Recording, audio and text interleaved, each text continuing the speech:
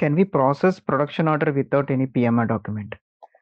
So for example, if we create one production order and we release that production order, but in backend we have not received any PMR document.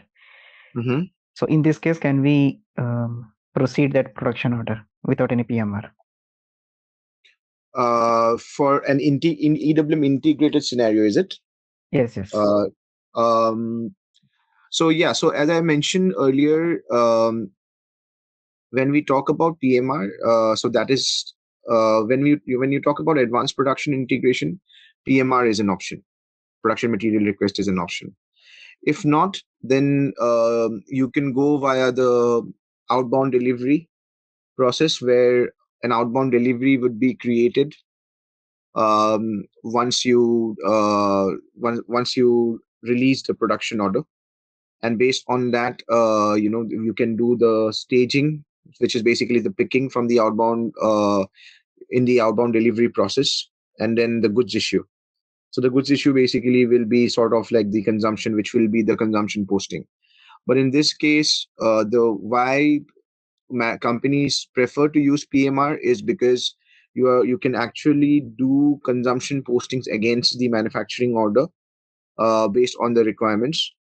And if you're talking about advanced production integration in EWM, then you do require PMR. Without PMR, it's not the advanced production integration version. So does that answer your question? Okay. In our project, sometimes user is not checking PMR document, whether it was generated or not. But in backend, they are performing 261 movement, but like they are performing consumption against that order. So later on, we have checked the PMR document and we have found that there is no PMR document. In that case, what we can do? Like once 260. Yeah, so so whenever a 261 movement is getting posted, so the first things, and in your project already EWM is there, right? So is it a decentralized EWM system or is it an embedded system? Embedded. If you don't mind. Okay. Embedded. So let's say, for example, let me go to a particular, let us check. So whenever you go inside a material document, so there's always a reference document inside it, right? So I'm just straight away go to the table. Let's see.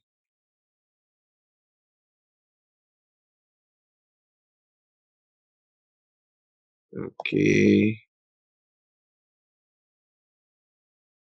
So let's take movement type.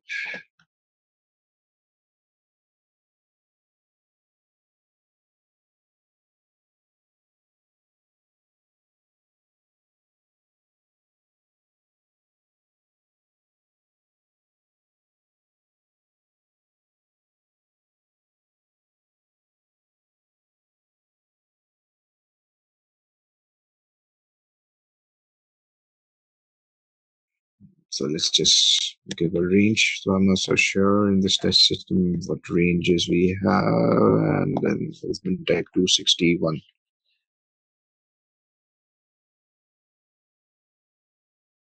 So since you were saying that there's no PMR in your project, so then definitely there must be a delivery document which is getting generated. Now that delivery document. No, we have we have PMR. We have PMR, but sometimes PMR is not getting generated for some cases. So that 261 movement might be a cost center posting. Then have you checked what exactly the movement type? I mean, where was it getting posted? Because generally, if like say for example.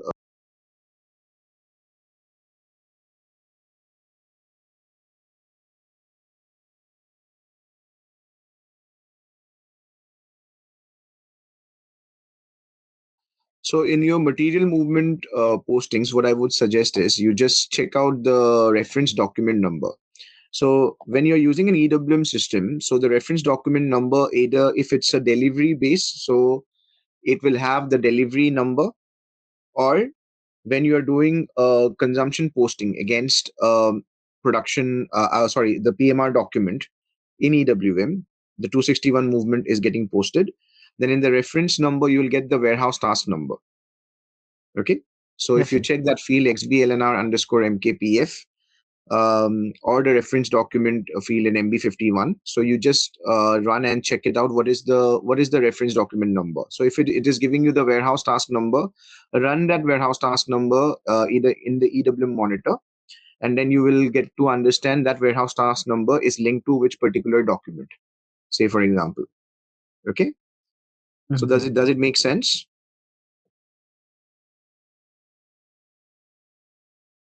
Okay, we have the process like production team will create production order and they will release it.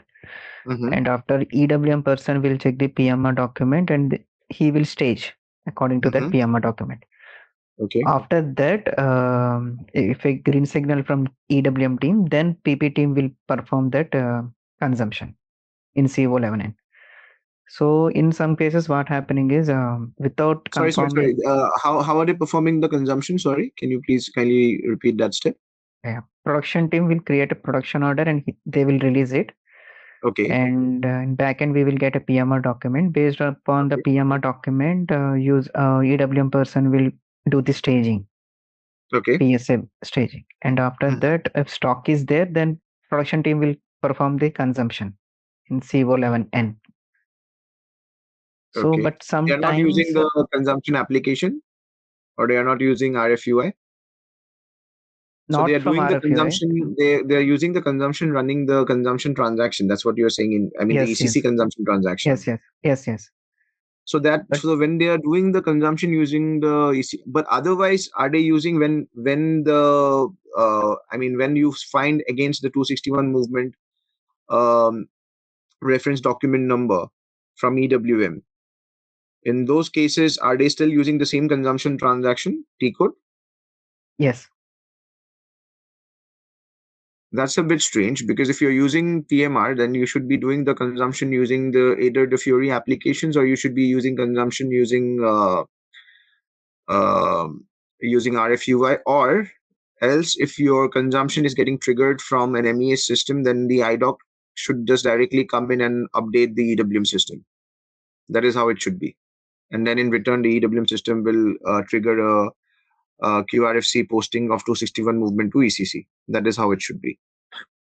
No, Ronnie, but what happens is, I'll tell you, we cannot post it through that consumption Fury app, because consumption of the materials on production line is handled by the production operators and not by the EWM operators.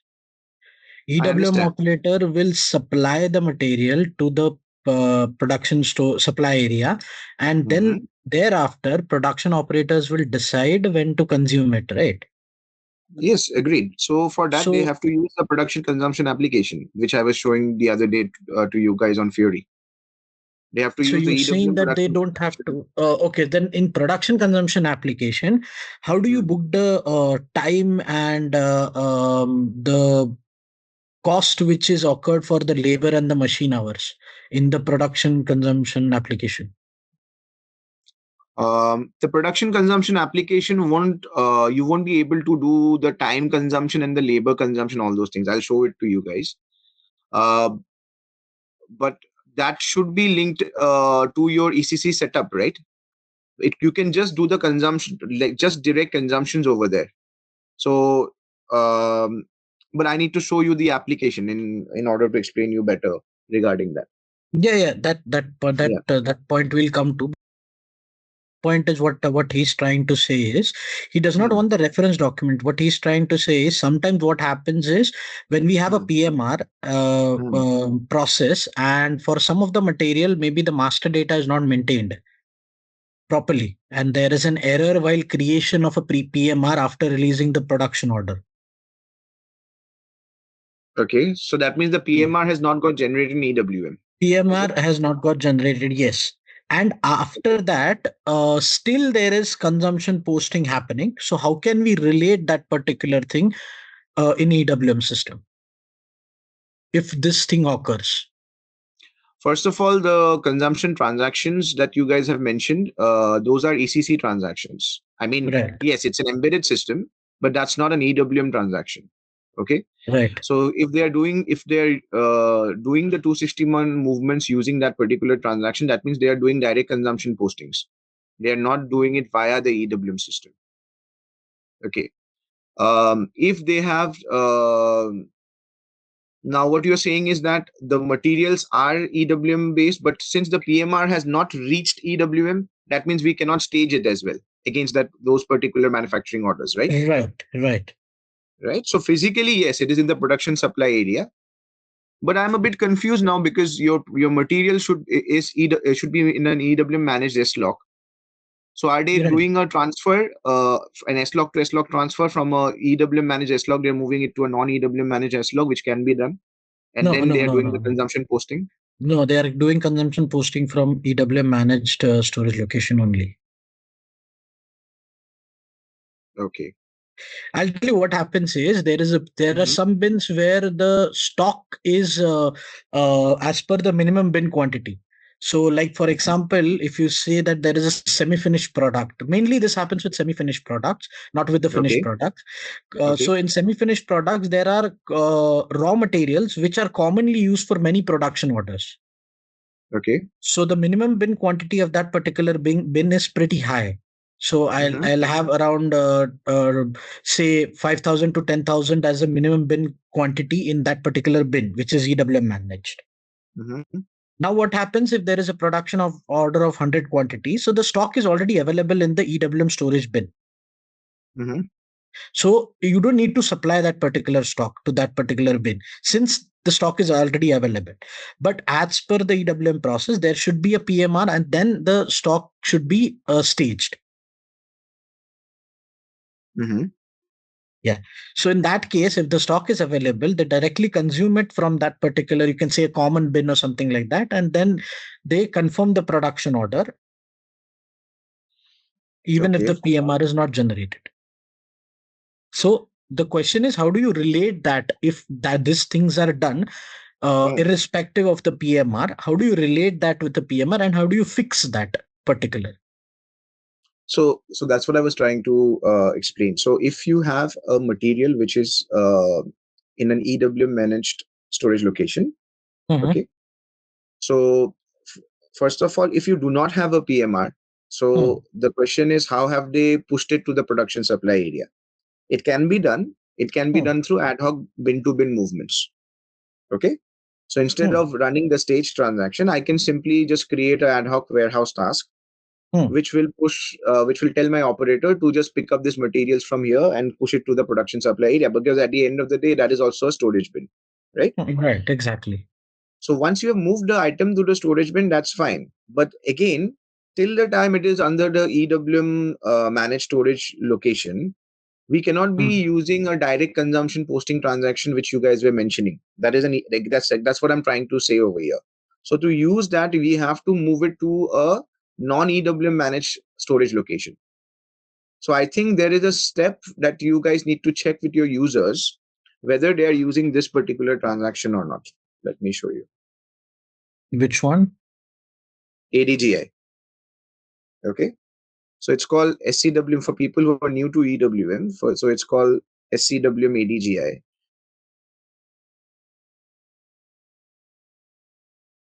Okay, so they must be pushing the products over here. And then over here, there is this option of NWLO, which is non-EWM managed storage location. And you can simply put the storage location over here and you can push the item from one S-log to the other. So from the EWM managed storage location, you can push it to the non-EWM managed storage location and then you can do the consumption. Because this is something, I know backflush postings getting happening, and then you get it. You are checking that in COGI and all those things. But I've not heard that you are not able to stage, but the material is lying in PSA, and without doing the transfer to non-EWM managed storage location, we are directly doing consumption.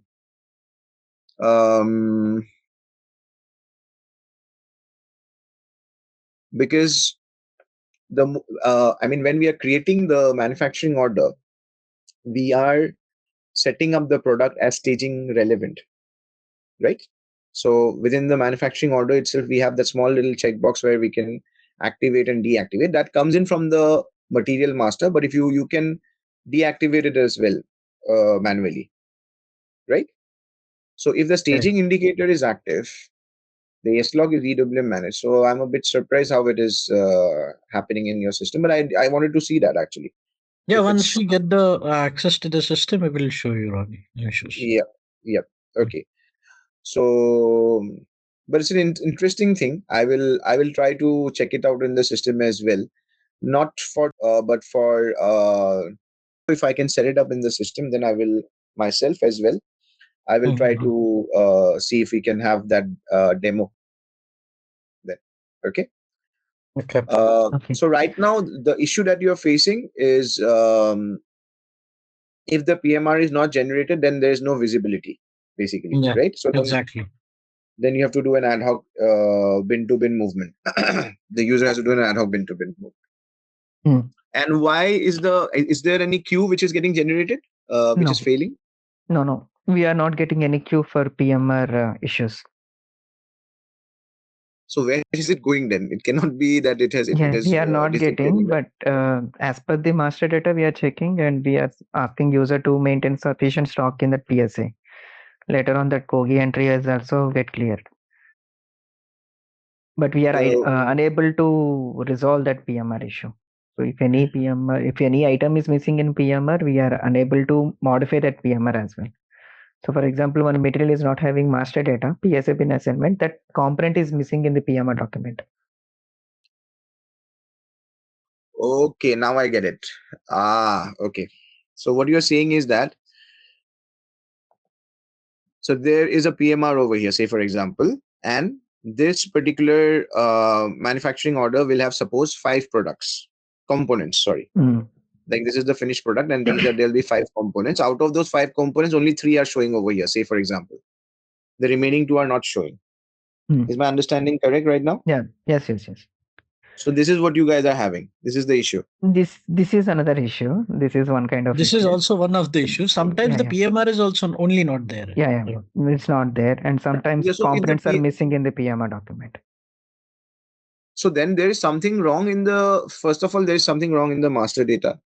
If not in the master data, someone is playing around in the manufacturing order, so they are not releasing it properly. If they are releasing it properly, they are removing the staging indicator and then releasing it, because it cannot be that if there are no queues, how can the I mean where will it go then? Or it might be, do your users have access to deletion of queues? Can they delete No. it using the EWM No. monitor? No. Mhm. Are you sure? Yes. Yes. Then where is it going? That is the biggest question, right?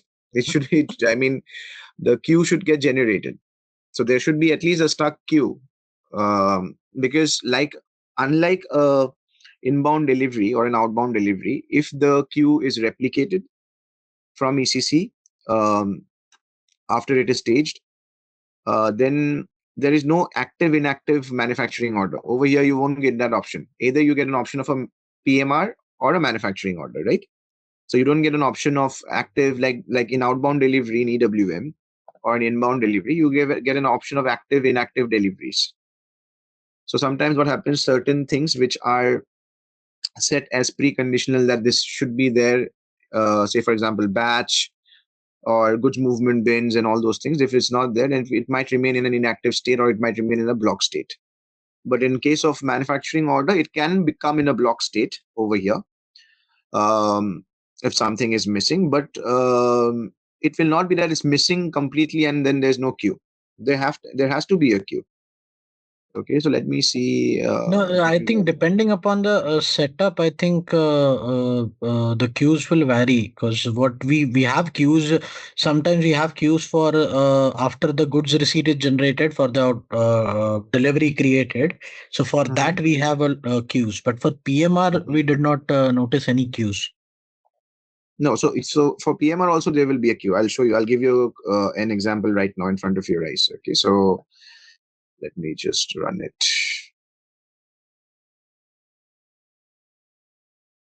You're saying that queue for the full PMR of, or if even if there is a one of the product missing from the PMR, then also there will be a queue. No, it's not that. What I'm trying to say is that whenever a PMR is getting created, it is getting created through a queue only. There's no other way the system can create a PMR in EWM. So whether you're using a decentralized system or if you're using a embedded system. Okay, say for example, if I create, I'll just quickly show you. I'll just create an order in front of you. So I've put the stop queue parameter. So therefore, the queue will not get processed automatically. It will stop. I'll show it to you.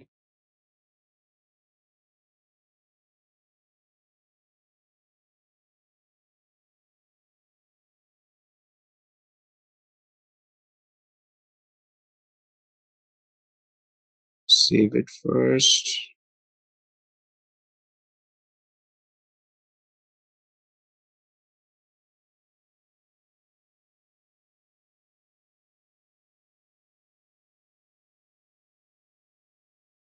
There's less stock of a particular material. That's why it's saying missing parts. That's fine. So remember, whenever we are talking about EWM, so it will always, when we are talking about transactional communication like this, the communication always happens, as I had mentioned, based on the QRFC setup that you guys would be doing for your warehouse. So whether it is outbound delivery, inbound deliveries, or it is manufacturing orders, it will be flowing into the EWM system from ECC through queues, and the postings will also happen through queues. The way you just mentioned that inbound delivery, GR postings, yes, GI postings, yes, all these will be through queues. Okay, only for the where you're directly doing the consumption using the transaction CO11, I think what you mentioned. So that is one. So that is in one transaction where there will be no queue generation because this is an ECC transaction. Okay, so but for if you are doing a posting using EWM, there will be a consumption posting which will be, and a queue will be generated. Okay, so now what I'll do is I'll just quickly go inside components. Let me see one thing. Okay, let's go back. So this particular WM staging, is it mandatory to do it manually, Rani? So this, I mean, the way I'm doing it right now. Exactly. It depends actually. I think nowadays a lot of companies are using RPAs, uh, RPA bots to do these kind of redundant manual activities. No, no, no. I'm talking Um, about whenever we release the order, automatic WM execution can happen, right? on the setup, yeah, I think so. From PP side, there should be a set. Is there a setup for automatic WM Yes. execution? Yes, there is. Okay, so in that case, yes. Yeah, and since it is triggered directly with the release contact, that is the Mhm. reason there are no queues. No, there'll still be queue. There'll still be a queue. It's not about manual. If I'm doing manual staging, there will be a queue. Otherwise, there'll be no queue. Otherwise, how will the system create the PMR in EWM? It cannot automatically do it, right? There has to be a program which is doing it. So the queue is sending the program with all the data required for the program to generate the PMR. Okay. How will the system know how to create the PMR in EWM? What is the raw material? What is the product number, batch number, or components? What are the components required? How much quantity? How will it come to know? That information will flow in through the queues. So just now, see, I have sent in this order, right? So I will show it to you guys. Mhm. Do you guys have access to your client's development system? You must be having, right? Yes, Right, yes. we have. Okay, so what I will request you is just go inside. I mean, whenever you guys get time, so put in these two parameters, this user parameter, so that you will understand that the queue is getting generated. See, it's coming up right now. It's very, very slow. Okay, so these two parameters, can you guys just note it down? Shall I put it on the meeting chat? Yeah. Yes, yes. Okay, Yeah, you can put it a screenshot. I'll just copy this and just put it, or I'll just take this.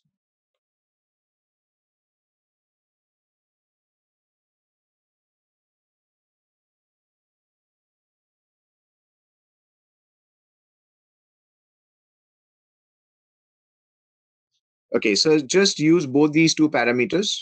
Okay. So why I'm asking you to put both the parameters? So one is to stop the queues coming in from ECC to EWM, and one is for stopping the queues coming in from EWM to ECC, so that you can study each and every queue. That is very important. Okay. Um, because the queue always contains a queue container, and that queue container contains all the information based on which a particular document is getting generated in EWM. Okay. So whether you are doing automatic staging, whether you are doing manual staging, it does not matter. The queue will still be generated, right? So you can use it on your development system. So let me just go quickly back into SMQ2. So when you're using a decentralized system, remember, if you're using both these two parameters, so decentralized system has something called as an outbound queue as well. Now, what does an outbound queue mean? Is because when you are the decentralized system is like two different systems. One is your ECC or S4 system, and the other one will be your EWM S4 decentralized system. So the moment you release the order, and automatic staging suppose happens, at that point in time, the queue will be generated. The queue will come and sit in the outbound queue, and then it will go inside the other box's inbound queue. That is how it works. Okay, but in a decentralized, in an embedded environment, it is just the inbound queue that we need to check. Okay. So let me just quickly run You have to this. set that up in SU3, right? Yes, correct. In SU3. Okay.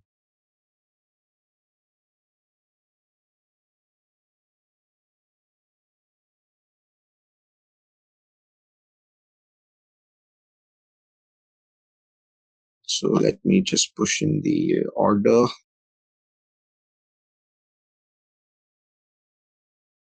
So our production order number was 100,224.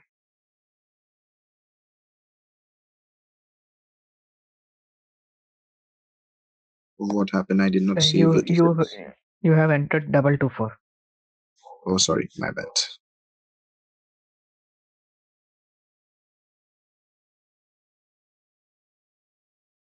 Perfect. Okay. So what you see over here is the queues which are currently in a stop status. So whenever you create the queues, at that point in time, this particular queue will be generated with this particular function module. Okay. The same thing should happen in your client's system as well. But remember, don't worry, when you're setting up the stop parameter on your user profile, it will only be for the production orders which you guys have created. Okay. It will not be for all the users who are using the development system. So say, for example, Nikhil is you doing it. So it will only be for Nikhil's documents. It will not be for everyone else. Okay. Just check it out and let me know if your queue stops or not once you set up this parameter. Okay. And apart from that, you also need to do a registration of your queues. So let me just see one thing, whether it's already done or not for this.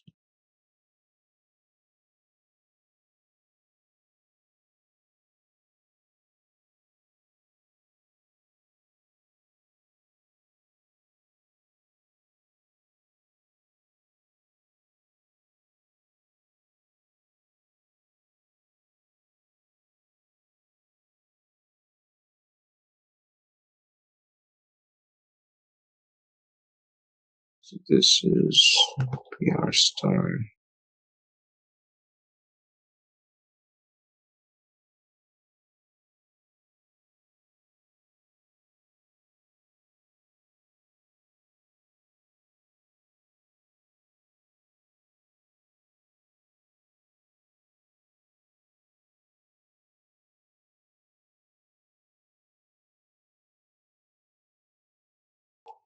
Because without the event registration, it is not going to happen.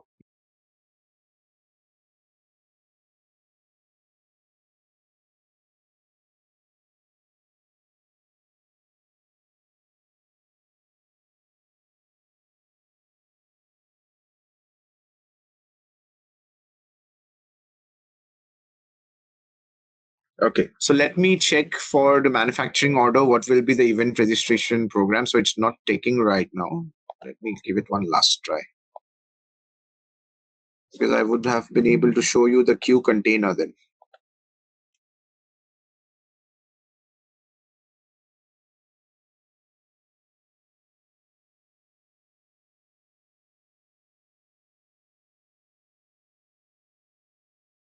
Let me check. Okay, so without that, if I basically simply if I click on this queue name, nothing is going to come out. But since that DL queue is registered, I'll show you. DL is basically the delivery queues.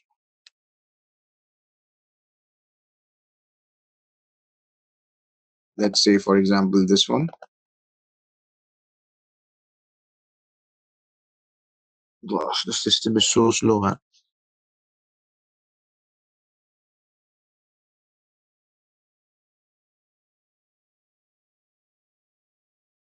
Even this one is not registered. So this is DLVS.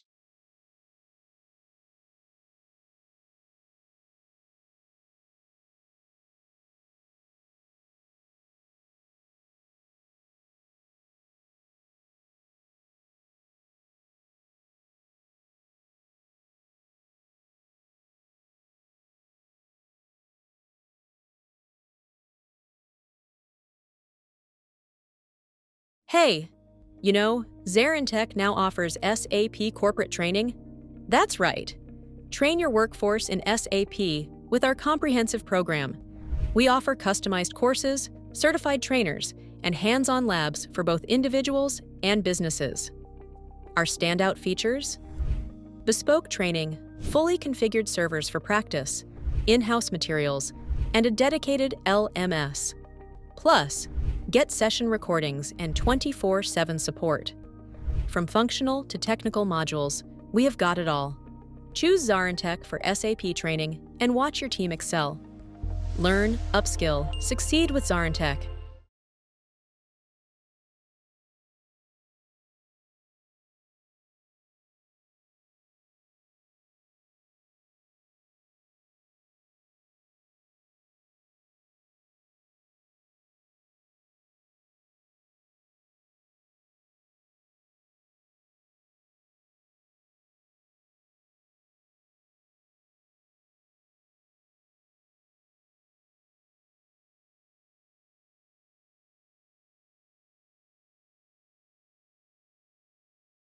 It's not taking it.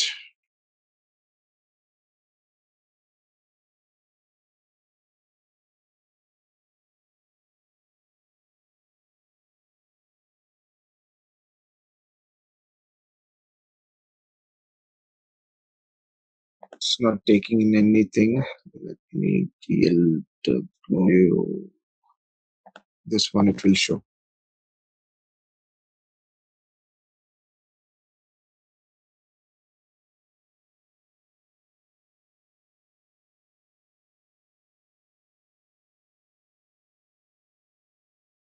So this is how your queue container looks like.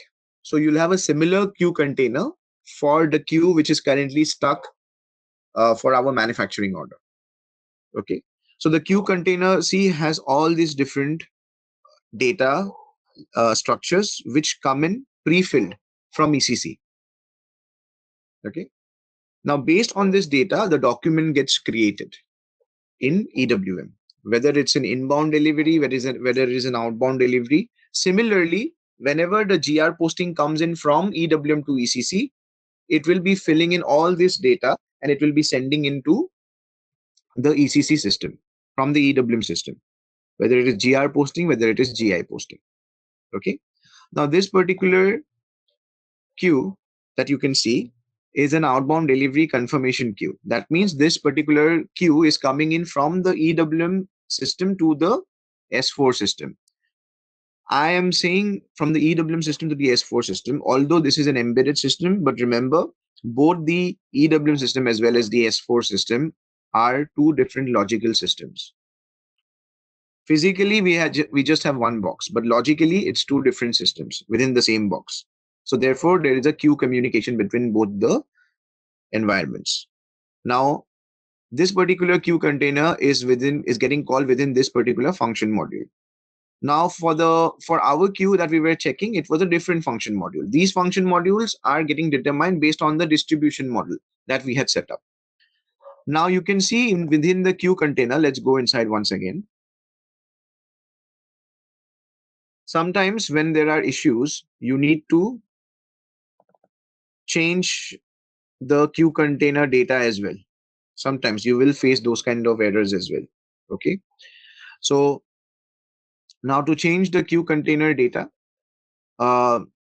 you need a special role based on which you will have this edit option over here. There'll be one more icon, which will be a pencil button. So if I click on this pencil button, this thing will open up all this data that you see, this information. Okay. And you can change certain information over here. If you don't have that, in that particular case, you need to take debug change. Okay. You need to request for debug change. And then you need to make changes where in the same structures you can call within the debug mode as well. So let me quickly show you this. I'm not so sure whether, because we've got people who have already worked in EWM, whether you guys have already used these ways and means, but it will help you in your overall resolutions, not only for manufacturing orders, but also for your inbound and outbound deliveries. Because there will be cases, if you're providing support, there will be cases where you would require to make these changes within the queues.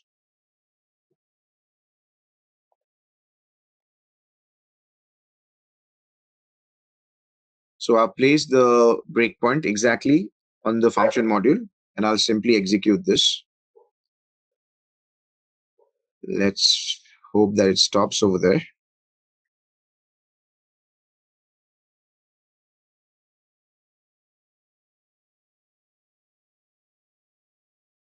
So yes, it has stopped over here. Okay.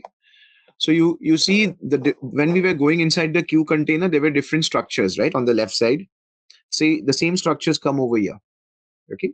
So if I suppose double click on item data structure over here, so the item data structure opens up.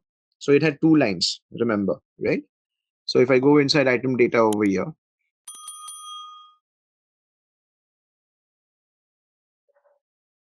then we've got these two lines which we were seeing over there in the queue container. So it's the same thing, but I'm showing you in a debug view right now. Now, if you want to make changes over here, say for example, let's see whether I should have access over here. It's a demo server. So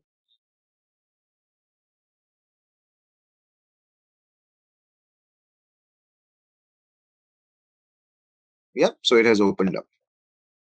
So sometimes there are scenarios, people who have worked in EWM, they would know you need to make certain changes and then you need to change the entries and then re-execute it again, and then the queue will take the new entries. Okay. I'm not going to change anything over here because it is just an example that I'm taking from a already existing queue which is in error. But this is how you can do it over here. Okay. So I'll just go back. I won't change anything.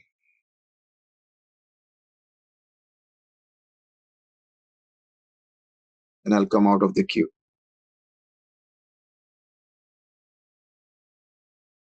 But in short, you see the error message has changed now.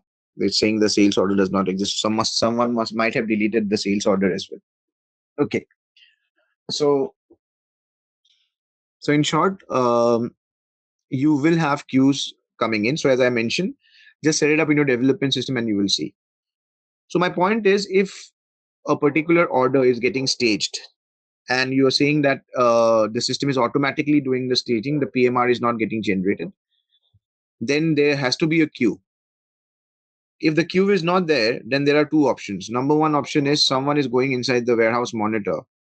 So over here in the at the bottom of the screen, if you're following my icon, the cursor, so you would see you can go inside over here under tools, and then you can just execute this.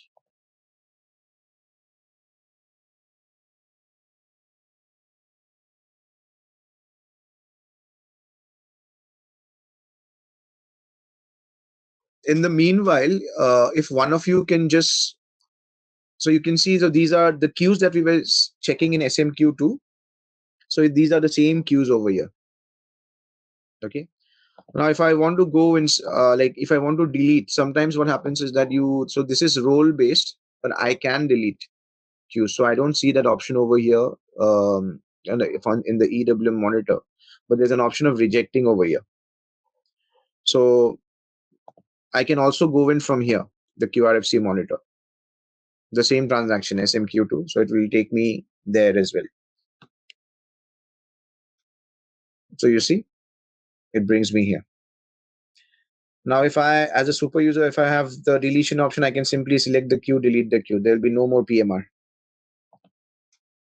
It will, one good thing about the setup is that if you do WM staging once again, it will once again trigger a queue and it will create the PMR. So for production orders where the PMR is not getting created, you can ask your users to try doing manual WM staging for orders which have already been staged. They can re-execute WM staging and they can see whether the PMR is getting created or not. Kindly check with your users regarding this. Because if you're saying that the queue is not getting generated, then where exactly is the PMR? It has to be somewhere, right? It has to be either the queue has to be stuck, and if it is stuck, there has to be an error.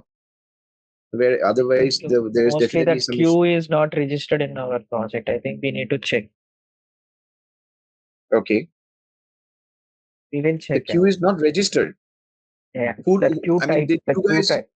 So you guys have you guys are providing support, or this is a rollout and implementation project? Support. So someone else has done the implementation, is it? Yes. Yes. So they have done the implementation. So how did they complete hypercare then without this? This should be a big issue, right? The PMR is not getting generated. But you're saying for certain items, the PMR gets, I mean, for certain orders, it is getting generated, right? Yeah. Most of the orders get generated.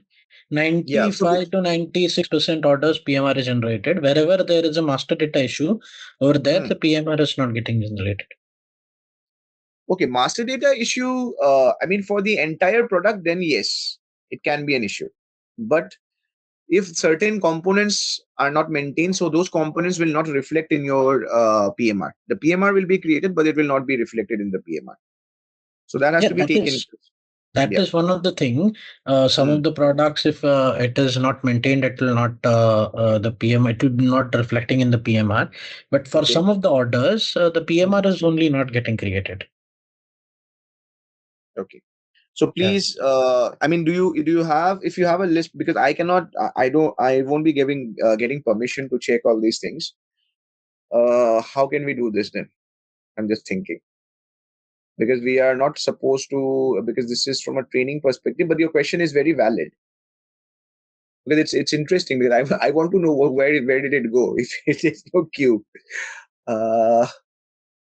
Can you just kindly check first of all at the material level, because you would be having those orders, right? In the incident number, they must have mentioned those orders and everything. So you must be having those order numbers. Kindly check on your end whether at the material level whether there were any changes in terms of staging indicators and all those things. Kindly check on your end. And if those orders are still open, you can ask the users to do manual staging and see whether the PMR is getting generated or not in EWM, if they are still open. Okay. For your consumption process, that question which you originally had. So because I have not seen that flow. So I've seen consumptions happening from third-party systems and then getting posted in EWM, which in turn posts, updates it in ECC.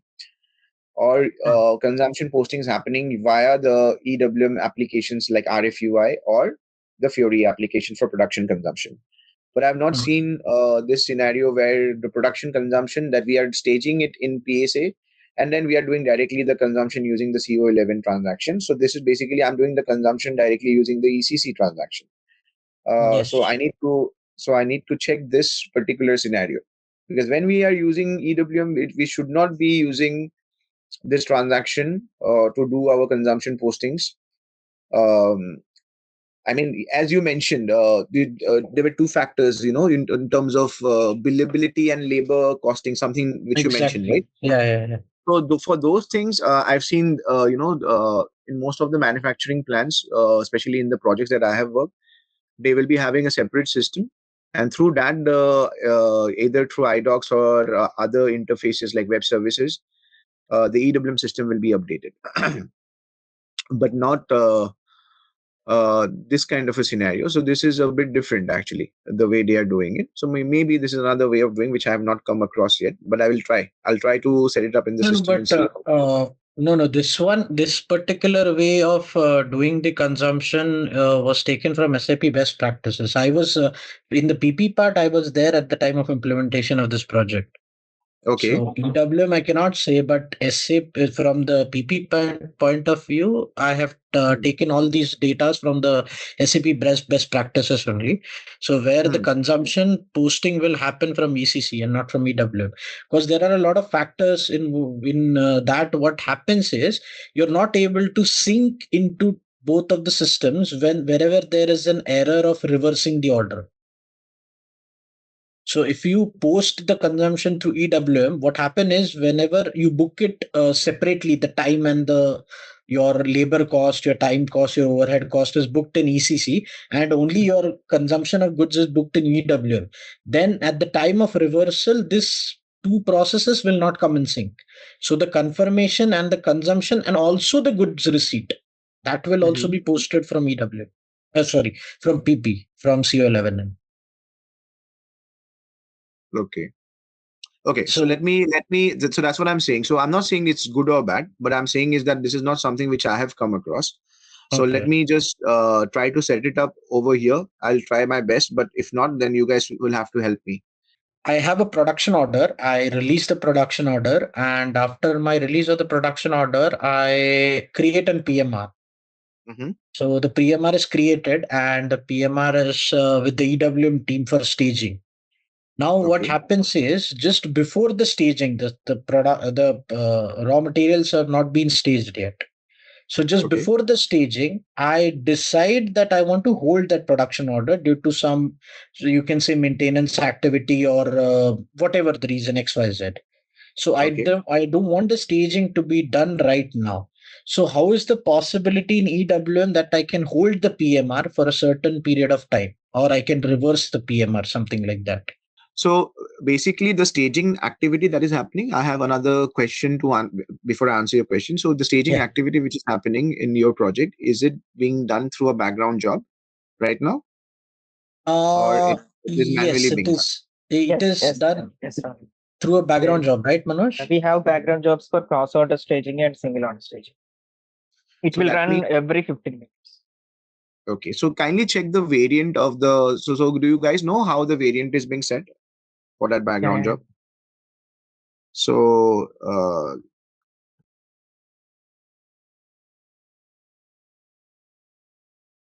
I mean, the background job must be for this particular transaction, right? Yes, the stage transaction. Yes. So over here, you must have put something for cross order, say for example, right? Like this, and then are you putting in any period or something, and then you would be removing the test mode, and then you are saving this variant, is it? Yes. So we are also providing supply area. The production supply area. Okay. Yes. Okay. So the question is now whether how you guys can, if put it on hold, basically. You don't want to reject the PMR. Do you want to reject the PMR? No, not to reject the PMR. I want to put it on hold for some time, maybe some day, and I will resume the production. So I want to put it on hold. I don't want the material to be staged for my production. Okay, because of any XYZ reason, there is a delay in the for that particular production order. Right. Okay, let's see one thing. But like, how many orders these generally come in your client's scenario? Is it like many orders like this, or like how is it? There will be a lot of orders. So there are around you can say 100 orders per day, which we need to put on hold. No. Total orders I'm talking about. Okay. I know. I'm asking like the scenario which you just explained. That like the PMR you need to put it on hold. Say for example. Yeah, that You don't depends want on to the do the staging. situation. If there is a planning change or if there is a maintenance breakdown, then it might be around 2-3 orders Oh, a okay. So day. that means you're talking about an exceptional scenario, right? So they'll like Exception, breakdown or yes, whatever. yes, yes. Okay. Exceptional.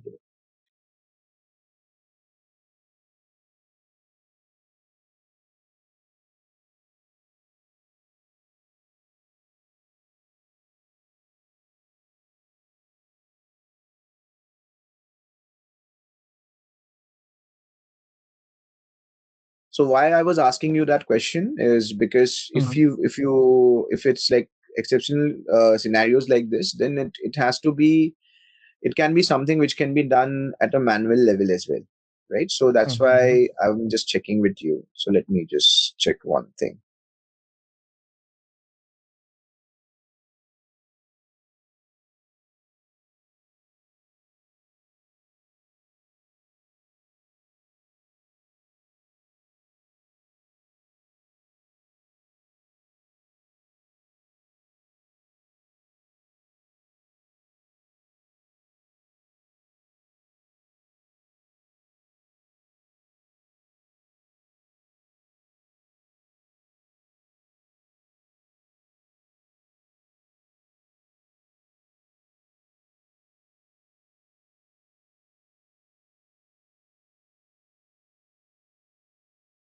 So I'll try to do two things. Okay. So I'm trying to block this document. Okay. Okay. So I'm trying to remove the warehouse process type. So there is a warehouse process type which got determined, right? Mhm. So no, it did not allow me to do that. So let me try once again.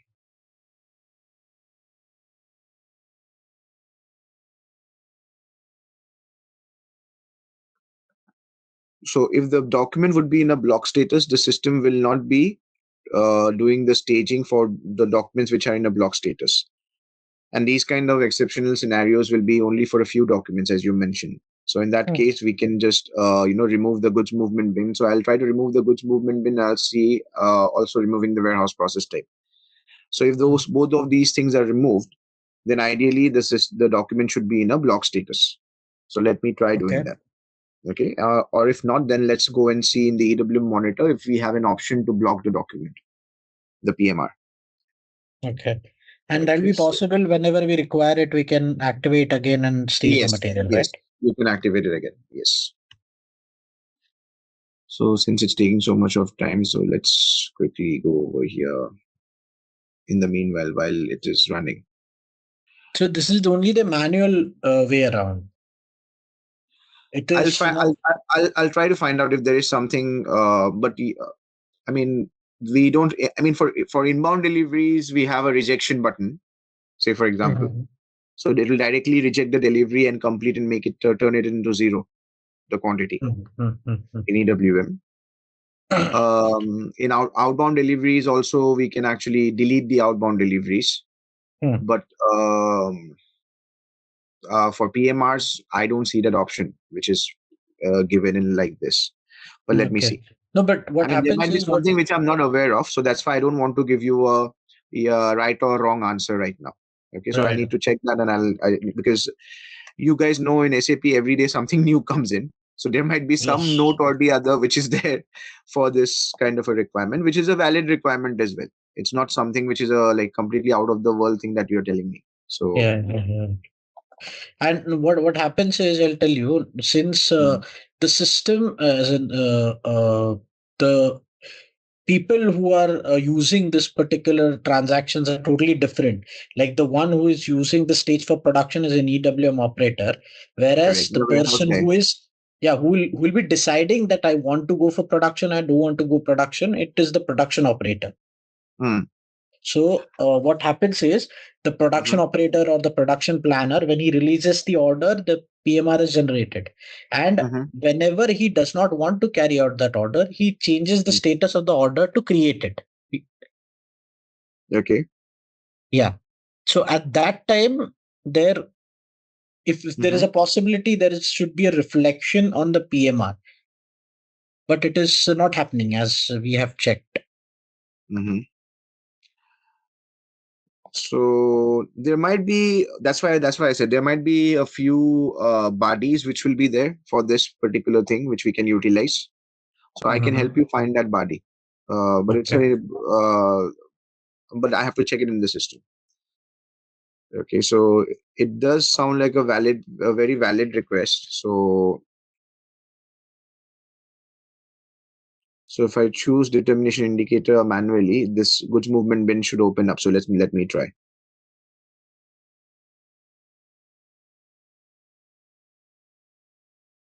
How can we identify whether a PMR document is activated or deactivated?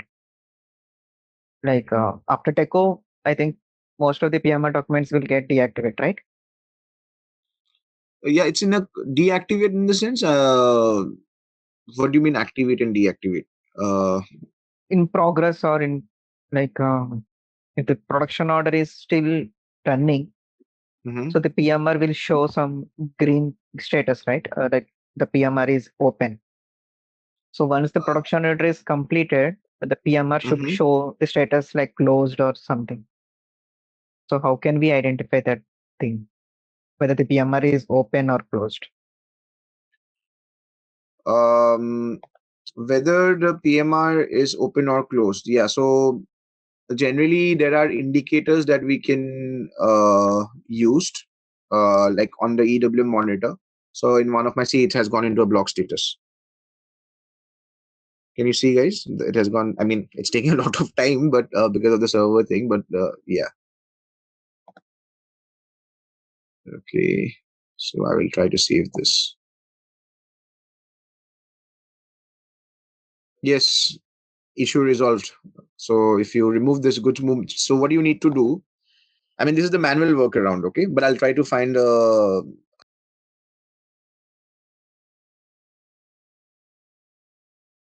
should be for one material, right?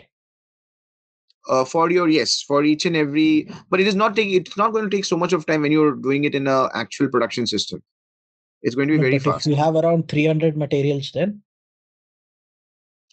then you have to do it one by one. Yes. Okay, exactly. So yeah. So I think let me check. That's what I'm saying. Let me check. I don't have a ready answer for you right now, but I will have to check and I'll get back to you. But this is a valid request that you're putting in, and it's a valid question. So let me check. Yeah, no worries. You can check and then we'll discuss. Yeah. So if not, then we can look into a body as well. So I'll look in it for you. So I'll tell you where exactly what enhancement needs to be done for this. Yeah. Yes. So you guys then tell your client that or raise a change request for this based on that. Okay. Right. Yes. So you're saying that yeah, PMR is open or closed. How can so in one of my projects what we did is that we enhanced the monitor node. Okay. And within the EWM monitor, so what we did was that we had given indicators over here, which are basically identifiers. So what it does is that, so again, that is an enhancement. So to do that enhancement, what we need to do is that right now in the production overview node, you can see this, right? So let me just quickly.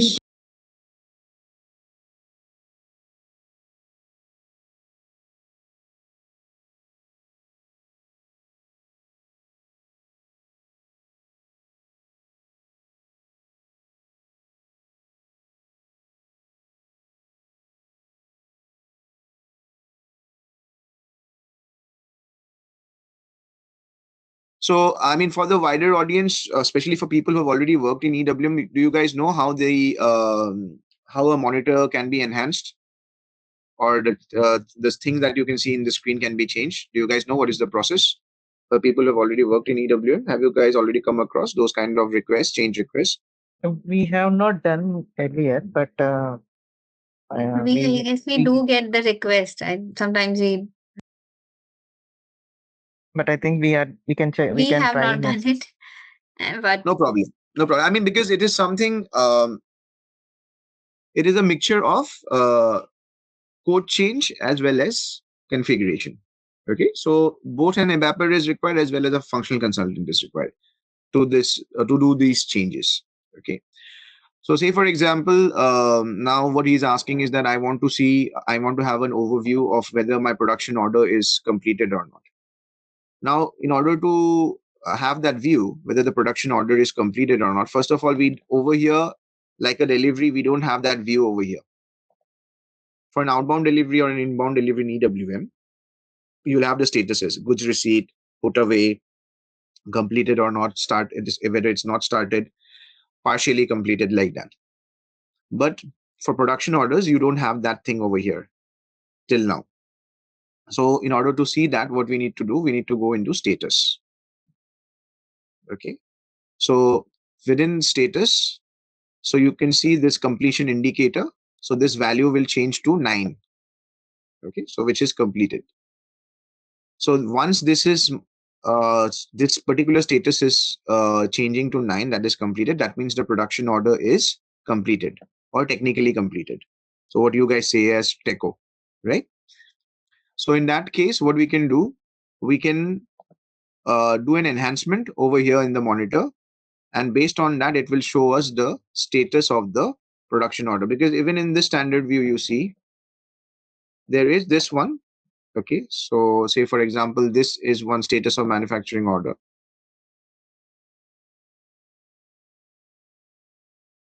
So which is this particular symbol is not saying anything. So it can be changed into red, green, and all those things. But if you want to have a proper status statement, then in order to have that, you need to have a do an enhancement. So how to do an enhancement? Let me show you.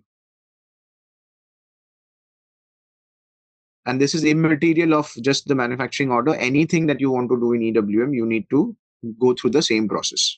Okay. So this is not the only way of doing it.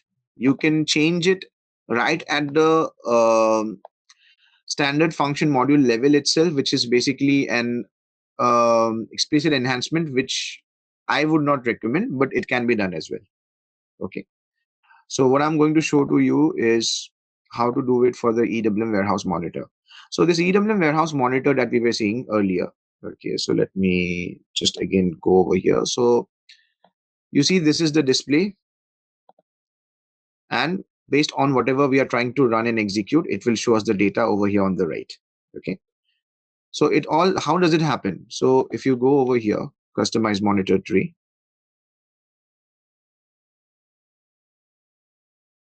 This would have been a P1, right? Had this been in a production environment, right? For your client. Yes. Okay. So now you can see these are the different nodes, right? So this is the same EWM monitor that we are using. When I say EWM monitor, it's just not the transaction. It's this particular thing that you see, SAP, right? So this is the standard EWM monitor. You can create your own as well. Okay. You can create your own over here, and you can just simply drag and drop over here. Say, I just want a new monitor with outbound physical inventory, like this, or any other sub node you want to add, delete, subtract, you can do it. Just change the name of this new monitor to some Z or Z, whatever, and you can do it. Now, why will you have these kind of requirements? You might have these kind of requirements for different sets of users. For certain projects I've worked on, the users or the forklift drivers, they will not be needing the view of this entire content.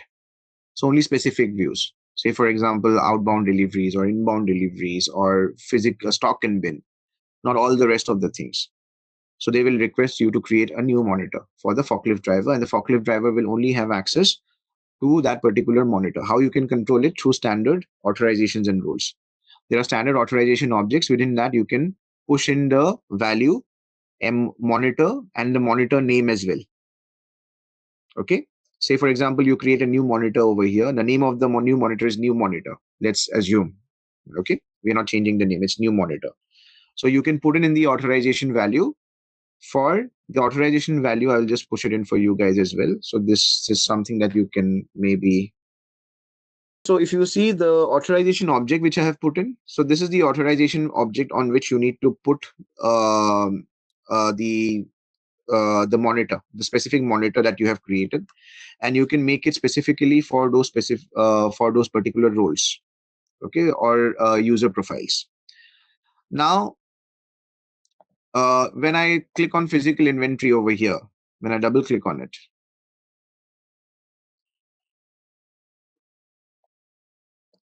so you see over here, it's not giving me much of information. Why?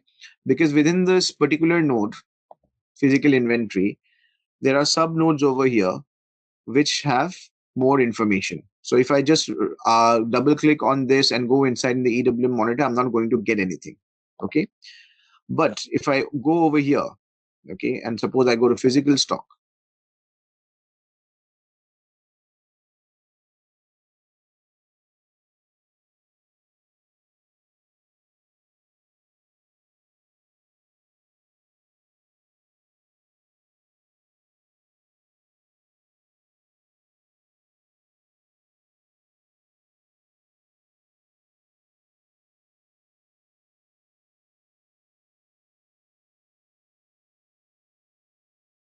okay. So guys, if you can see, these are the informations which are provided over here. And then you have got this function module over here. Now, this function module basically is the function module which is responsible for bringing in all the information when you run the physical stock node in the EWM monitor. So this is a standard function module which is being used. Okay. Now, if you want to change this, if you want to add something, then you need to change this function module. So we can copy this function module, create a new Z function module, and within that, you need to make the changes in the parameters. Okay. So anything that you want to add, okay, so or subtract. Now let's try to open this up.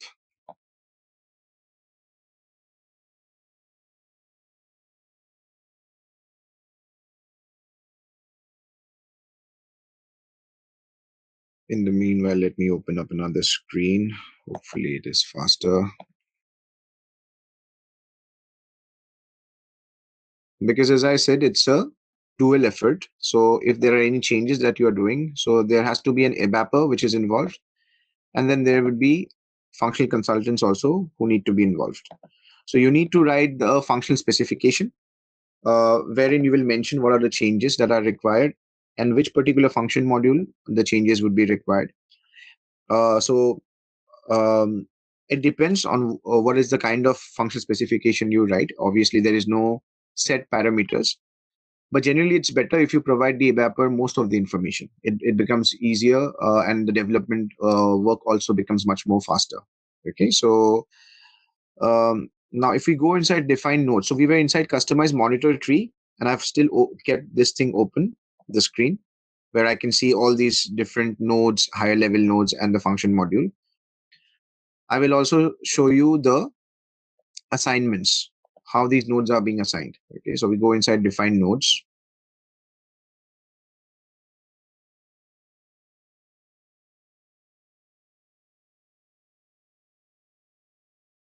What sets ZaranTech apart in SAP corporate training? It's our unique blend of expertise and innovation. We offer customized courses tailored to each client's needs, ensuring relevant, targeted learning.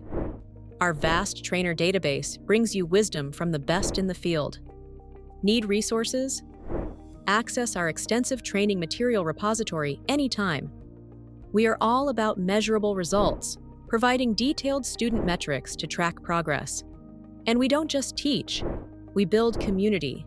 Join our thriving social media network, connecting learners beyond boundaries. With ZaranTech, you are not just training, you are transforming your SAP expertise.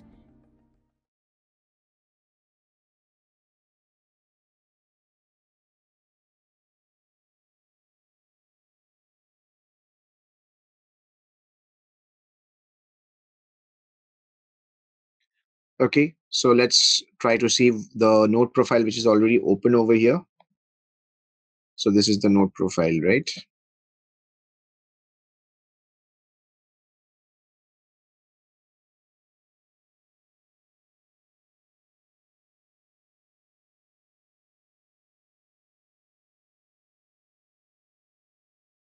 Okay.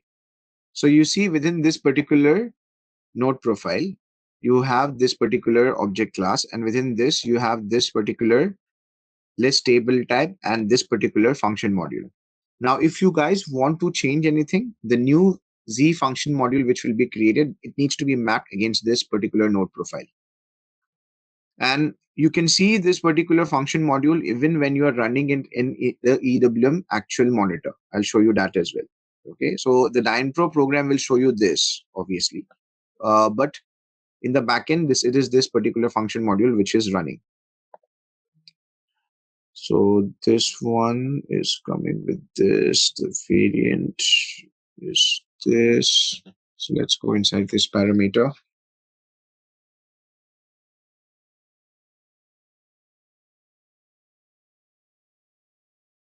Okay, so this is the whole logic over here.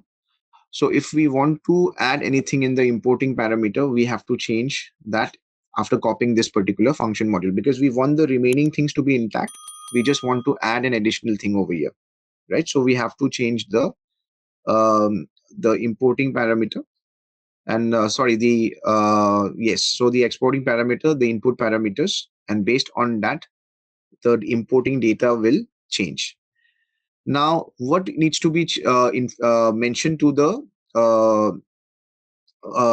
evaper when you're writing your FS is the exact function module and where exactly you want the parameter to be added. So if the parameter does not exist, say for example, and it needs to be added, it needs to be mentioned over here. Sometimes the data structures, now within this, there is no additional data structure within this parameter. So when I went inside, it took me straight away to the source code. But when you have a data structure within a parameter, it will show you the different values which are maintained over there. Say, for example, source handling unit number, source storage bin, destination handling unit number, destination storage bin, like this. So if you want to add anything over there, you have to write the FS like that. It needs to be added within that particular parameter. Okay.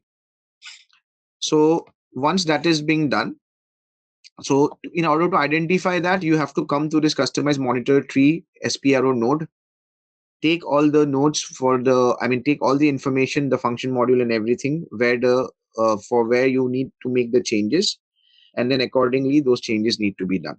So once the evaper has developed the new Z function module, that needs to be assigned in this particular configuration as well. Okay. So let me just go over here.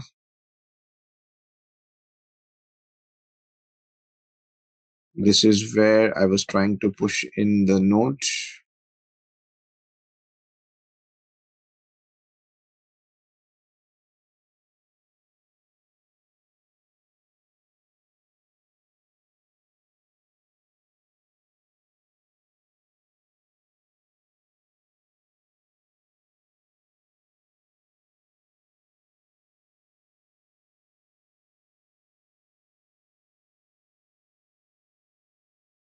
In fact, you can create your own Z nodes as well. The system allows you to do that. You can create your own entries, and then you can assign it in your own Z node profiles, so that you don't change the existing standard structure which is available for the SAP monitor, and then you can maintain it. So once you do this,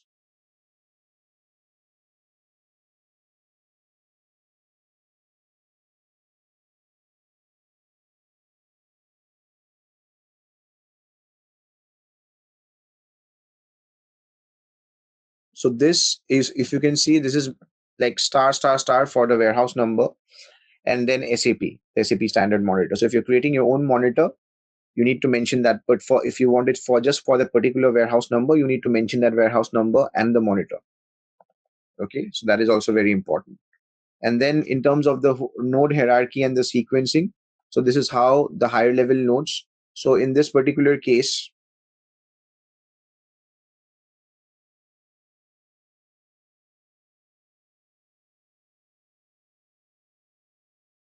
so this will be the higher level node and this will be the lower level nodes. That is how it is designed. Okay. So what you don't see over here in the standard SAP monitor is shipping and receiving related information. Shipping and receiving related information can be added in over here. as well. But that is also again an enhancement which needs to be done from, and you need to create either a new Z monitor, and then you need to add that shipping and receiving overview over here. Otherwise, the shipping and receiving overview is there, but it is there as a part of the NWBC system, the NetWeaver system, not as a part of your standard EWM monitor. Okay. So yes, the answer was very long, but it also what we did was that we covered this topic as in like how you want, if you want to make any changes in the EWM monitor, how you have to do it step by step. Okay.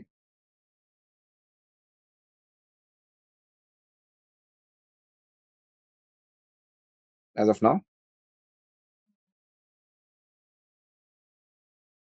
If we create a production order, we will get a PMR document.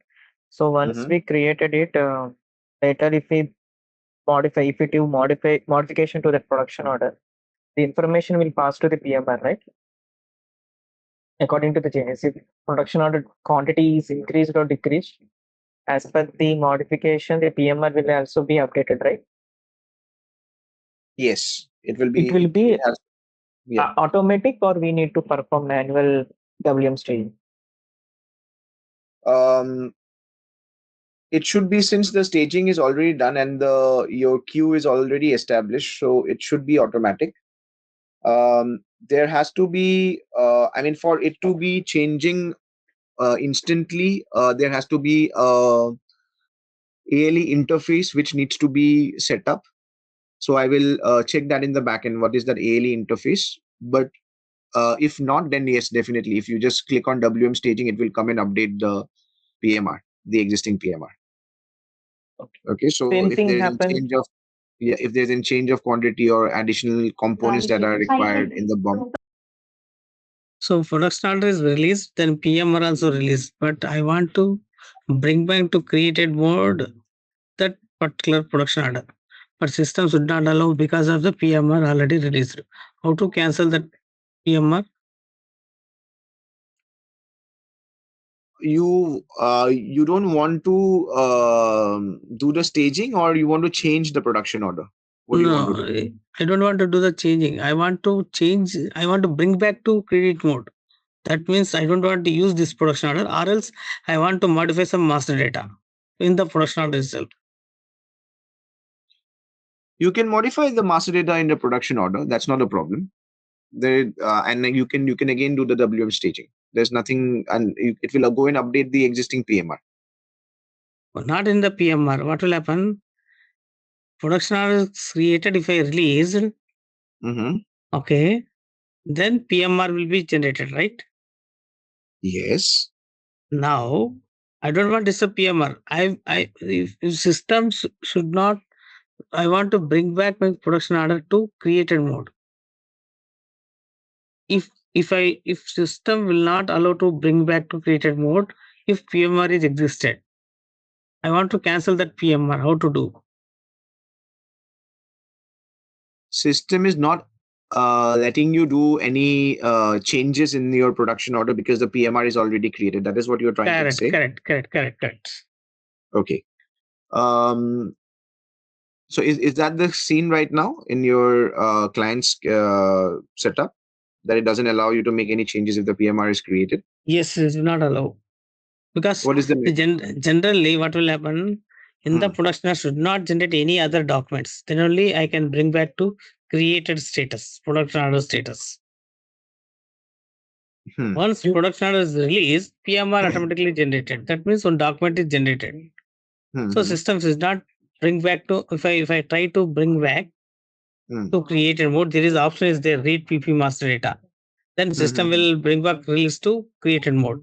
Now PMR is already generated. It will not allow. So what I need to do, I need to cancel that PMR. Is it possible?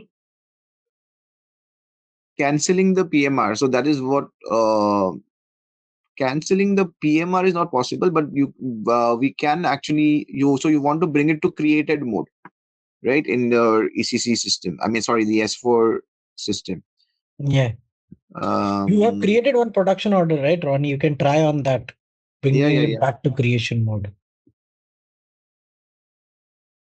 Let's try.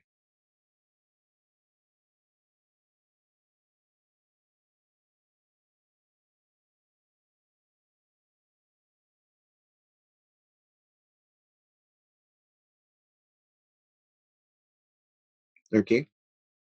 Yeah. So Here in the top, there is go to, right? mhm, Yeah.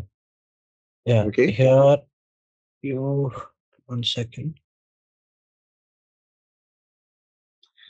Maybe Basavaraj can guide me, right? See, because that's his Yeah, question. go to edit. There is a PP read master data somewhere. Somewhere. Functions, yeah, Read, yeah. here. Read Okay. PP Read master PP. data. Yes, correct. Okay. It's in functions. Yeah. Yeah. Okay. Post reading of routing without bomb not possible after release. Okay. Continue. Continue.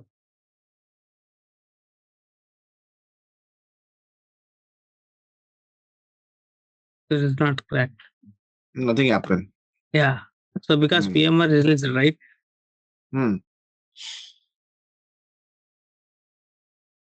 Suppose it is not possible to cancel. I will put my order will be takeover. That means I will close my order without doing anything. What about that Yes. PMR? What will happen The that PMR? PMR will come to completed status. When I do the takeover, it will come automatically close status in PMR. Yes, it will. Okay. And that is- what if I untick the order again? That we can check it out. I mean, we have more orders. You want to do that thing right now? No, if possible, as I mean, we can run it and see. Do you guys want to do it right now? Yeah, sure. Because this is an order for which we have not done any staging for this particular order, right? So we can just simply try to do the takeover. Yeah. Okay. So just give me a moment. Let me see whether this order is over here or not.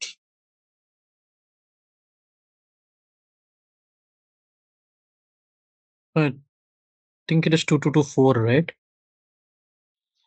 No, 2224 is something which I just blocked by removing the Right. storage bin. Yeah. So what I'll do, I'll just use 2223 in this case. Mm-hmm. Just check the status over here. Okay. This is it. And let me just quickly check in the queue whether there are any stuck queues over here.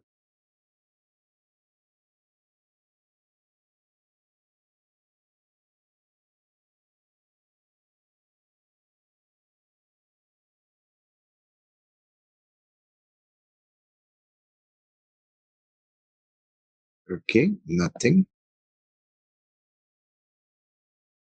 So let's now go to 2223. Yes. So kindly guide me. How do I complete the techo?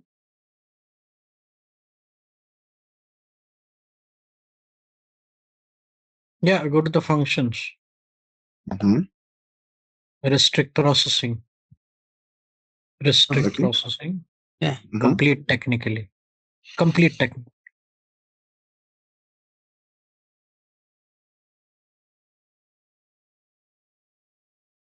Okay. Now you can save the order.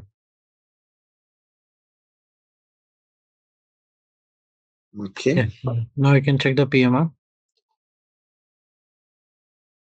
Before checking the PMR, let me see one thing.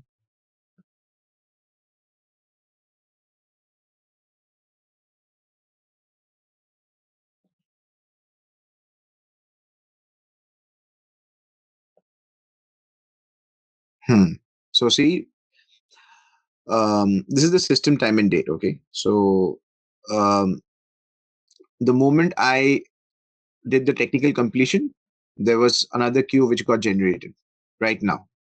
Okay. So if I just re-execute this status will still be in 1 because that queue is stuck right now because I had put that parameter.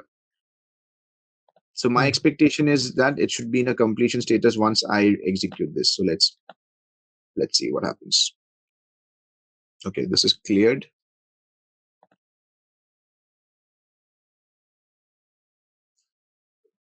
Okay, so you can see the status over here, technically completed, status value. Earlier, this was not there, this particular status.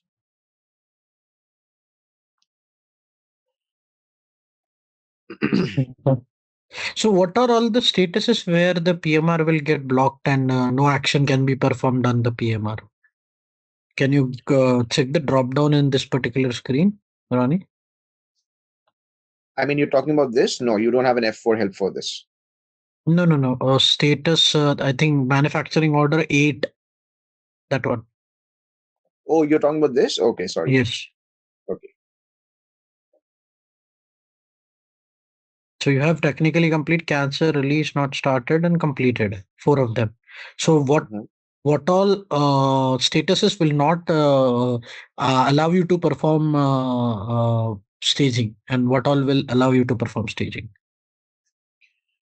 Technically completed will not allow you to perform staging. Completed will not allow you to perform staging. Cancelled.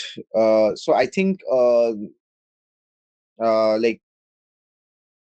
so we have the status as released, and then we have the status as cancelled as well. So for Basavraj's question, so for that particular manufacturing order, so we have one more, so we can use that as well. Otherwise, I'll create another one. So we can try and see whether once we release it, whether we can put it in a cancel status, and then again re-release it. But you are asking this question from your initial question, right? That how to block the production order for staging, right? Yeah, right. Yeah. I get you. Yeah, but I don't think, I mean, we cannot manually change this from here. There's no option of changing the status directly in EWM over here. Okay. Right. So so you saw that this particular status got updated from ECC.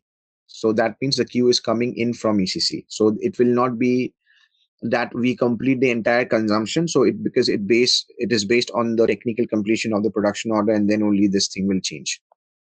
Okay, but let me there's another, I think one is the 222 is also there. Let's see.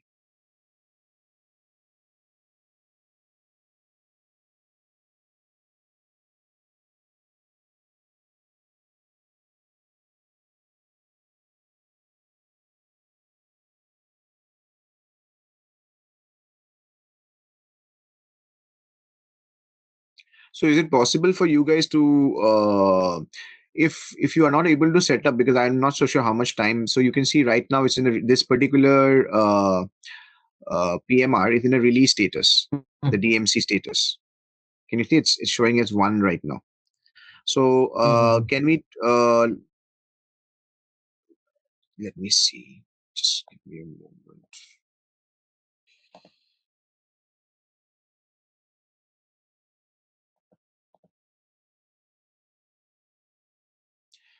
If you guys don't get the time to set up the system, I would request if you guys can at least give me the steps which are being performed from an end-to-end perspective, right from the creation of the production order, and then till the consumption in your case, how it is being done. Then I can try to set it up for you guys, but not then. We'll do it on Thursday, that particular part. Yeah, sure. Yeah. Post reading of routing without bomb not possible after release. Check the log. Yeah.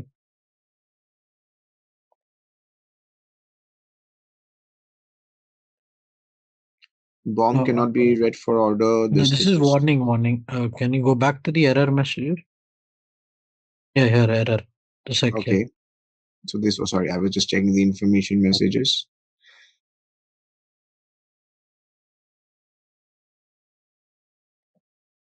Post reading of bomb is not proper. PMR access. See. This is the error. Okay. And this is something which you guys are also facing in your current client, is it? This particular error? Yes. I mean, okay. So I'm sure there is a work. I mean, there should be a reversal process. It cannot be like this, but I'll find it out for you guys. I don't have a ready answer, but I'm sure there is a reversal process. It cannot be that there is no, because of this, it cannot be, you guys cannot, put it back to the re-release status, right? So I don't think so. It cannot be like this. There has So to we be can some put it, we can put it back, but there are some manual changes required. But what the main question is, what can be done about the PMR? Can the PMR be set up on hold or cancelled or deleted or whatever way possible that can be done, so that we can at least trigger and make changes in the order. Since it is linked, it is not possible. Yeah. So now in this way that it is possible. So now if you go to components, go to components.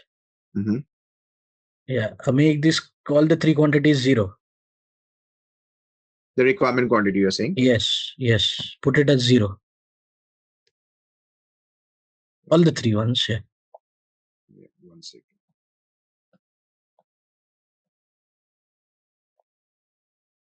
Sorry, Yeah. Okay. Now you go back. Go to the header one. Yeah, go back. Now you go to functions. Read PP master data. Continue.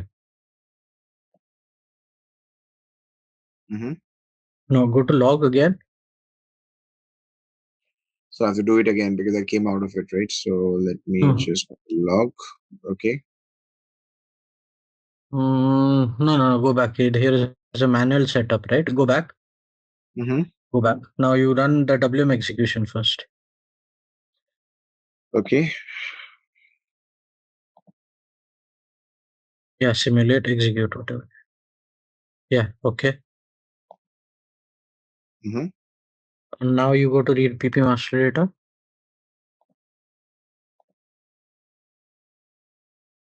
Yeah, continue. No, I was just okay. So there was no error now. It's just an information message. Yeah. Okay. Okay. Our comprehensive student metrics ensure top-notch learning experiences. We track engagement through attendance, participation, and video interactions.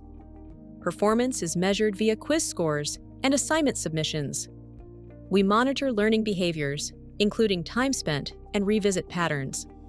Our metrics cover social learning, course completion rates, and even post-course success. With technical data on platform usage and device information, we optimize every aspect of your learning journey.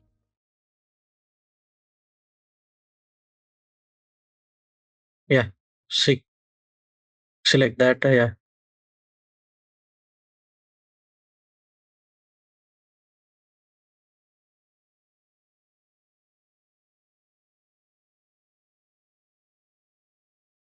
Now you got the status as created.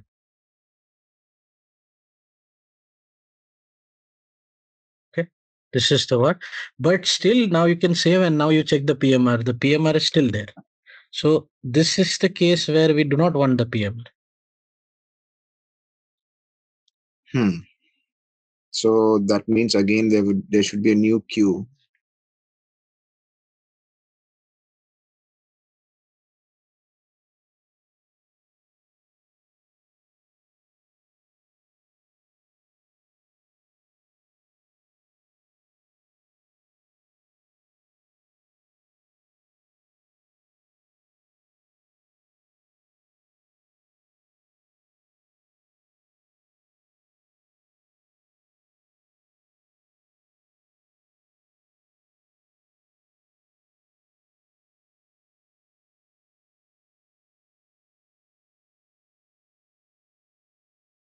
Okay. Sorry, it's so slow. So this was 222.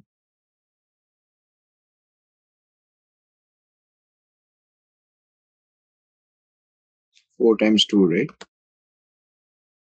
There's nothing.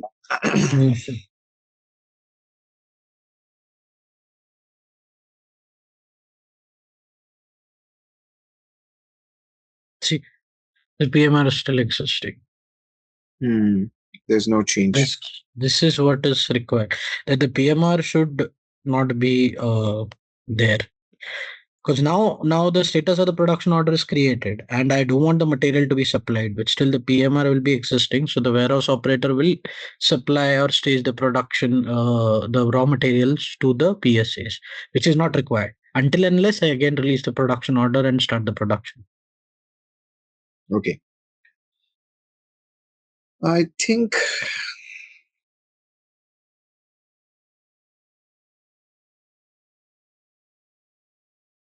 there might be SAP notes for this. Let me check for you. Yeah. Okay. No Yeah. issues. So I'll check and I'll update you guys how sure. we can achieve this, because there is no, as far as I know, that we cannot directly we can put it on a block status, but that again is a very manual activity. I've already told you that I'll check what can be done for that from an EWM perspective, because if we have so many components, which is quite possible, it's not feasible to do it manually one by one, right? So that is one thing, and the other thing is that I will check this part as well, that what can be done. Okay.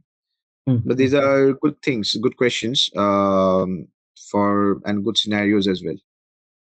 So, and these are some things that you guys are facing in your at your client level. So definitely I will try to help you out with this. Okay.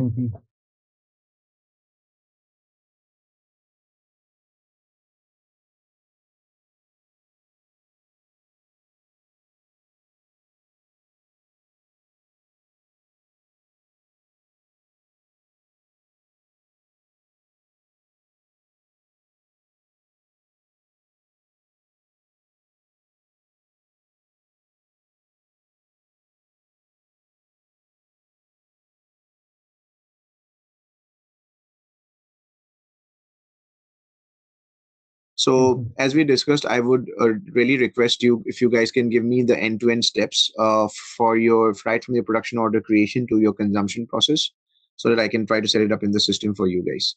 If you guys can do it for me, I'll be very happy. But if not, I can do it for you. Okay, I'll try to do it for you.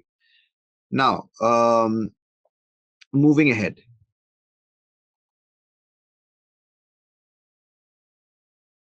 So what I'm going to do is I'm going to execute the stage transaction. And when I execute the stage transaction at that point in time, see, I've just entered the transaction. It's taking so much time to just come in over here. Okay.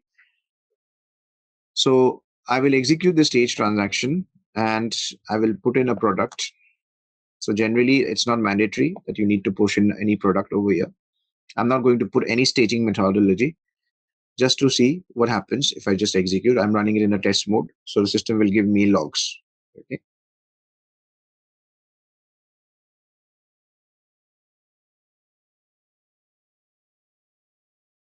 I want to see.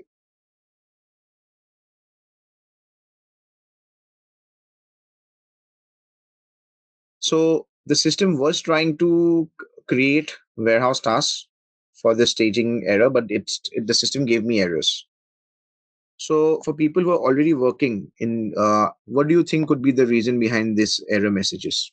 There might be multiple reasons, but looking at this, how do you analyze?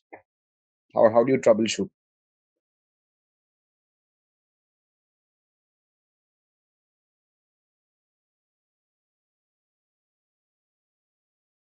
There is no storage bin assigned.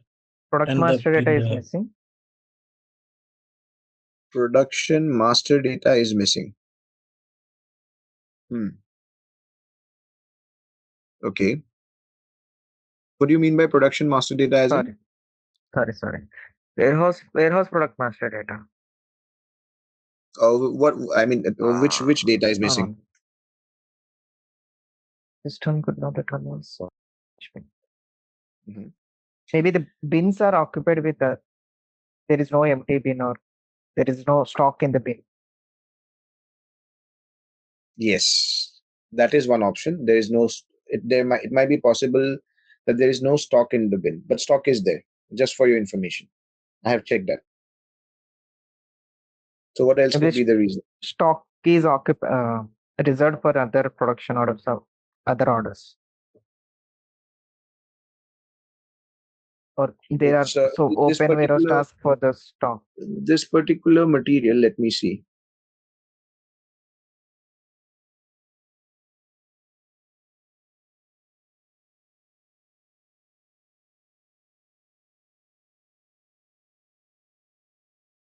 So what happens generally is, so when you get this kind of messages, S4502, right? So S4502 is single order. And if we go to the EWM monitor, let me run it again.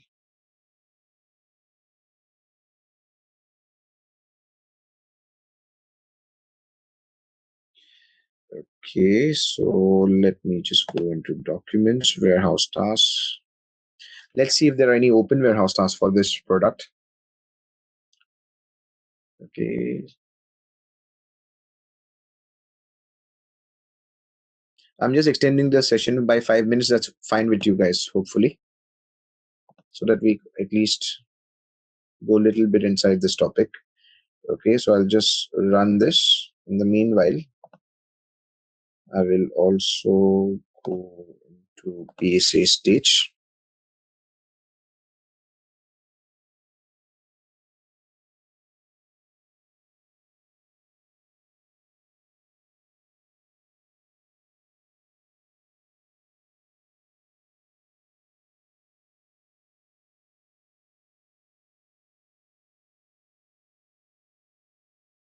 Okay. So this was this one. So let's go inside. It's Y220. Okay, so there's no warehouse task which is currently open for this particular product. But if we want to do a further filter, actually, what we need to do is the warehouse process type that is being used for the staging is Y220. Okay. And you can run this. I'll just execute and see if there are any open warehouse tasks which are there for staging. But you can use that for the product and warehouse process type combination. Okay, so this time it ran pretty fast. Okay. So now for this particular product, as someone mentioned that there might be no stock. Yes, that can be a reason as well, because sometimes EWM does not give you the correct error message. So that is an issue. Okay, so let's see the stock availability of this particular product. Why am I checking at physical stock level? Because if there is any document which is attached to this particular product, it will show up at the physical stock level. Okay, it doesn't show up in the available stock level, it shows up in the physical stock level in the EWM monitor. It's taking still a lot of time. Okay, so now this particular product, it is saying that the system could not determine the source storage bin. One of the primary reasons behind this is that the strategy.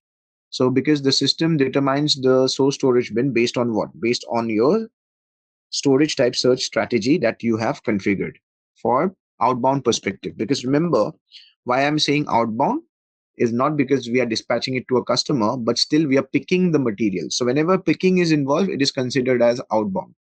So we are picking the material from the racks where we are storing the raw materials or the components. And from there, we are pushing it to the production supply area. So from an EWM perspective, you need to check in the goods issue strategies. So when we talk about the goods issue strategies, now over here, you see, before we go inside goods issue strategies, I don't see any document number linked with this material. Okay. So these are the different stocks which are available right now. So we have 140 pieces which are available, right? And we are trying to do the staging, but the system is not pushing it across. It is finding the requirement, but there is an error, right? So the error was that the system was not able to determine the source storage bin. So for this particular warehouse process type Y220, we need to check what are the removal strategies which are mapped for this particular warehouse in configuration. Okay, so in order to do that, what we will do, we'll go to SPRO.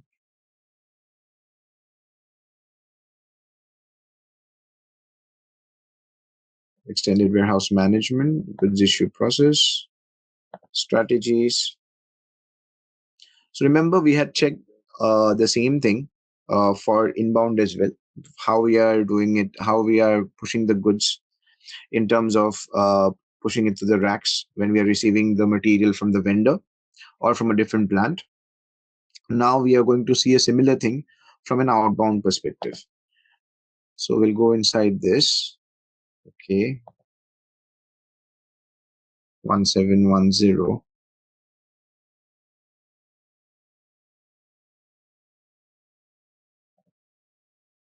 Okay. So the storage type search sequence, which is mapped through this, is YPQ1. Okay. And let's see what does YPQ1 have. So I'll go reverse, specify storage type search sequence for YPQ1. So 171 YPQ1 has got storage types Y021 and Y051. Now let us check where our stock was, in which storage types. Y051. So Y051 is over here, right? So ideally, it is there in the storage type list as well. Okay. But still, the system did not pick it up. Now, if I go back,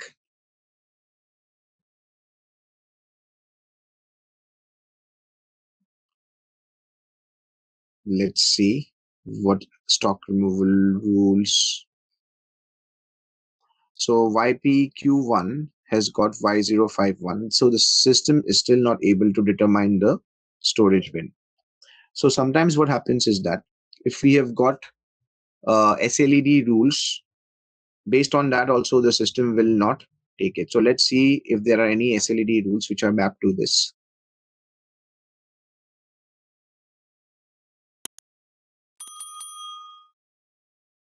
If not, we will try to run it again and try to resolve this issue, because this is something that you guys will face. Although there is a background job in your client right now, but there would be issues which will be reported to you that the warehouse tasks are not getting created properly for staging and all those things. So in that case, yes, obviously there is. So this was YP.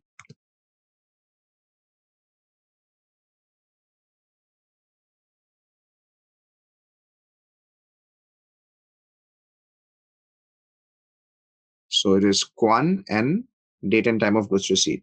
So what exactly is this? Is in a warehouse, we have got the different stock removal rules like FIFO, like first in, first out, FIFO, first expiry, first out. So different scenarios, you can have different stock removal rules. Now, based this stock removal rules, you can also customize. So within this, you can go inside, and this is only from an outbound perspective. Remember that you have these two sorting. I mean, you can have additional sorting fields as well, not just this two. So basically, the system will check based on the available quantity. So descending means it will try to take the larger size first, and then it will go to the smaller size. Ascending, by default, if you remove this, it will take it in an ascending manner. Okay. And then the next thing that it will consider is the date and time of goods receipt. Okay. And you also have just the goods receipt date as well. Sometimes the client will say, I don't want it to consider the timing. If it's the same date, I want the system to consider the stock and the same level. So in that particular case, you will use this WDATU underscore date, not WDATU. Where it is FIFO, first expiry, first out, you will put this shelf life expiration date. Now this shelf life expiry date can be maintained at the batch character level. Generally, it's maintained there. And sometimes if you work for 3PL projects, it will be customer specific as well. Certain customers will be requesting for batches which are less than a year old, less than 6 months old, less than 3 months old, like this. So it depends on the customer. Yeah. So you can set up the sorting fields accordingly. And the system, when it is trying to pick up the goods, it will consider all these things. Apart from the fact that you are doing a mapping of the warehouse process type the storage type search sequence. And if you have a stock removal control indicator mapped against it, that as well. So let's go back inside this parent configuration where we had seen what was mapped for Y220. So let me just go back again. 1710. Okay.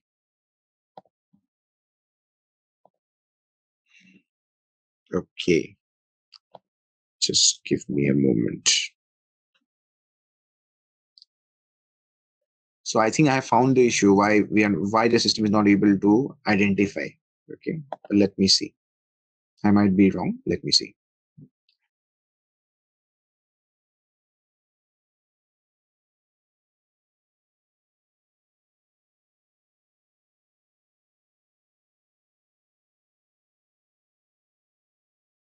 YPQ2. Yeah, but still Y051 is there.